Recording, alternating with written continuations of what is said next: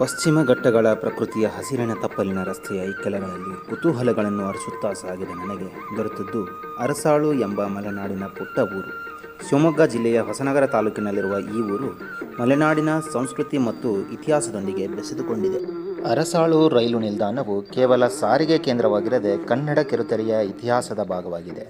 ಬರಹಗಾರರಾಗಿದ್ದ RK. Narayan ಅವರ ಸಣ್ಣ ಕಥೆಗಳಿಂದ ಆಯ್ದ ಖ್ಯಾತ ನಟ ಹಾಗೂ ನಿರ್ದೇಶಕರಾಗಿದ್ದ ಶಂಕರ್ ನಾಗ್ ಅವರು ನಿರ್ದೇಶಿಸಿದ್ದ ಧಾರಾವಾಹಿ ಮಾಲ್ಗುಡಿ ಡೇಸ್ ಚಿತ್ರೀಕರಣಗೊಂಡಿದ್ದು ಇಲ್ಲಿಯೇ.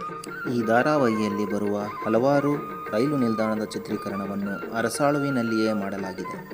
ನೈಋತ್ಯ ರೈಲ್ವೆ ವಿಭಾಗವು ಈ ನಿಲ್ದಾಣವನ್ನು ಪುನರುಜ್ಜೀವನಗೊಳಿಸಿ ಪುನರ್ ನಿರ್ಮಾಣ ಮಾಡುವ ಕೆಲಸವನ್ನು ಕಲಾವಿದ ಹಾಗೂ ಮಾಲ್ಗುಡಿ ಡೇಸ್ ಧಾರಾವಾಹಿಯ ಕಲಾ ನಿರ್ದೇಶಕರಾದ ಜಾನ್ ದೇವರಾಜ್ ಅವರಿಗೆ ವಹಿಸಿತು. ಮೂಲ ಕಲಾಕೃತಿಗಳಿಗೆ ಧಕ್ಕೆಯಾಗದಂತೆ ಹಿಂದಿನ ಗತವೈಭವ ಸಾರುವಂತೆ ಈ ಮಾಲ್ಗುಡಿ ಮ್ಯೂಸಿಯಂ ಅನ್ನು ನುರಿತ ಕಲಾವಿದರಿಂದ ನಿರ್ಮಾಣ ಮಾಡಲಾಗಿದೆ.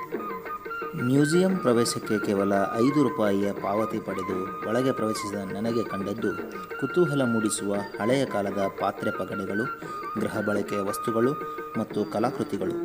ಮುಂದೆ ಸಾಗಿದಂತೆ ಮಾಲ್ಗುಡಿ ಡೇಸ್ ಧಾರಾವಾಹಿಯ ಚಿತ್ರಪಟಗಳು ಗೋಡೆಗಳನ್ನು ಆವರಿಸಿಕೊಂಡಿದ್ದವು. ಪಕ್ಕದಲ್ಲಿ ಕನ್ನಡಿಗರ ಹೆಮ್ಮೆಯ ನಟ ಆಟೋರಾಜ ಶಂಕರ್ ನಾಗ್ ಅವರ ಪ್ರತಿಮೆ ಬೆರಗು ಮೂಡಿಸುತ್ತದೆ. ಧಾರಾವಾಹಿಯ ಚಿತ್ರಪಟಗಳು, ಹಳೆಯ ಕಾಲದ ಮಣ್ಣಿನ ಮಡಿಕೆ ಕುಡಿಕೆಗಳು, ಒಳ್ಳೆಕಲ್ಲು, ಬೀಸುವ ಕಲ್ಲು ಹಾಗೂ ಬಿದಿರಿನ ಮೊರ ಮತ್ತು ಬುಟ್ಟಿಗಳು ಇತಿಹಾಸವನ್ನು ಮತ್ತೊಮ್ಮೆ ನೆನಪಿಸುತ್ತಿದ್ದವು. ಈ ಪುಟ್ಟ ಮ್ಯೂಸಿಯಂನಿಂದ ಹೊರಬಂದಾಗ ಒಂದು ಚಿಕ್ಕ ಉದ್ಯಾನವನ ಹಾಗೂ ಭಾವಚಿತ್ರ ತೆಗೆದುಕೊಳ್ಳಲು ಮಾಡಿದ ತಾತ್ಕಾಲಿಕ ರೈಲಿನ ಕಿಟಕಿ ಎಲ್ಲರ ಗಮನ ಸೆಳೆಯುತ್ತದೆ. ಧಾರಾವಾಹಿಯ ಪಾತ್ರಗಳಾದ ಸ್ವಾಮಿ, ಮಣಿ ಮತ್ತು ರಾಜನ್ ಅವರ ಪ್ರತಿಮೆಗಳು ನಮ್ಮ ಸುಂದರ ಬಾಲ್ಯವನ್ನು ಮೆಲುಕು ಹಾಕುವಂತೆ ಮಾಡಿದವು. ಉದ್ಯಾನವನದಲ್ಲಿ ಮುಂದೆ ಸಾಗಿದಾಗ ಚಿರತೆಯ ಪ್ರತಿಮೆ ನೈಜ ಚಿರತೆಯನ್ನು ಹೋಲುವಂತೆ ಮರದ ಮೇಲೆ ಕುಳಿತಿತ್ತು.